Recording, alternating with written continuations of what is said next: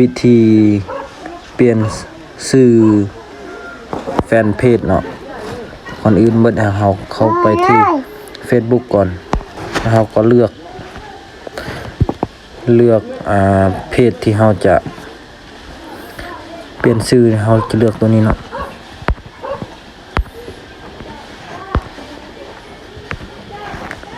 เข้าไปที่ตั้งค่าแล้วเลื่อนขึ้นมาแก้ไขเพจ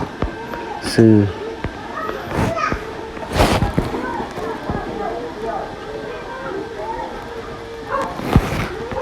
แม่หลวงพระบาง แม่ แดนงาม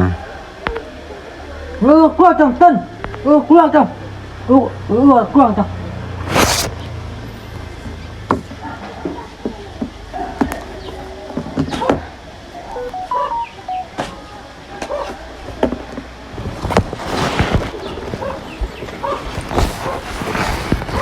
แล้วเราก็ใส่รหัสเข้าไปเนาะ30รหัสเขาจะส่งมาทางWhatsApp นะก็